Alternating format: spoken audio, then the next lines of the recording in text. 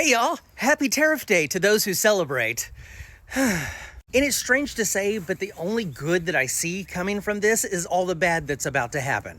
All those people who voted for lower prices, all those people that voted just to own the libs, these people are going to suffer the most. And even though I live in a red state, I really appreciate Canada's level of pettiness that they're going to try and punish red states even more. For instance, they're not going to import any more liquors from red states. So Kentucky, Tennessee, even Texas, you're kind of screwed on this one. But I guess it'll make those liquors a little bit cheaper here, which is good, I guess, because if there's anything that people like doing during a Great Depression, it's drinking. Although getting to the liquor store is probably going to suck because gas prices are going to be through the roof. And I hope you're not planning on remodeling your house or building a deck or doing anything with any lumber because most of that comes from Canada. I'm really going to miss avocados because I cannot grow them here, but I'm going to be growing tomatoes all throughout the spring and summer, so I'll have those at least. And you just know at first Republicans are going to act like it's no big deal until it really starts to affect them. Because those $3 eggs under Joe Biden were so unfair, but these $7 eggs under Trump,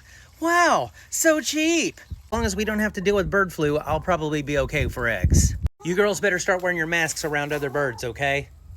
And yeah, it totally sucks that we're having to go through this. It sucks that we're having to suffer the consequences along with these people. I really hope that the consequences from this, though, get us a lot more progressives in office in the future, but who knows at this point? Besides AOC and Bernie, I don't know what any of the Democrats are doing anymore. We really need progressive people to run for office. We need to get them in there. We need to primary all the people who have been in Congress for decades. Oh, and to all your red voting friends and family members, this would be an excellent time to point out to them that all the things that they were worried about happening under socialism is now happening under capitalism. So when they go to the grocery store and there's not much food there and what is there is super expensive, just go, capitalism doesn't seem that great now, does it? They talk about people in other countries that don't have any rights. Ask them how they're feeling about their rights about now.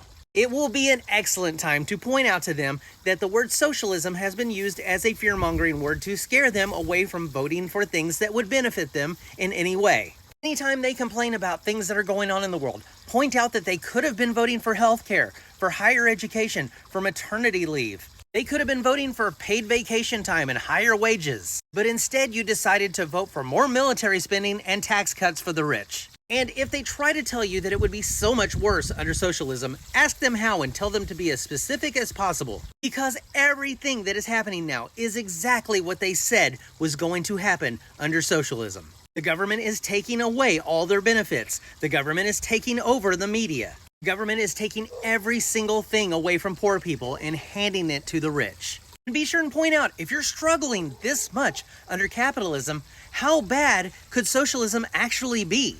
And I'm not even saying that we need to be an exclusively socialist country either.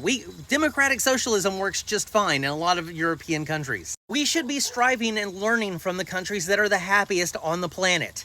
Norway, Denmark, Sweden, Germany, France, Australia, Canada. Over the next few years, America is going to be going through one of the darkest times in its history. Because as bad as anything has ever been here, we have never had to live through an authoritarian regime before.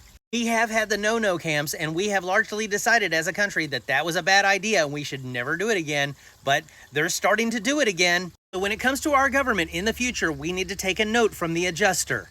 We need to work to deny them on anything they try and do. We need to do everything in our power to defend the most vulnerable among us. And as soon as we can, we need to depose these people and remove them from power.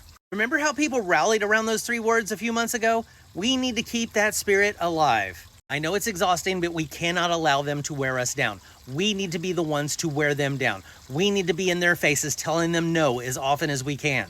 We just have to remember that this is like the bug's life. We are the ants, they are the grasshoppers. And if the ants all band together against the grasshoppers, there is no way they can win.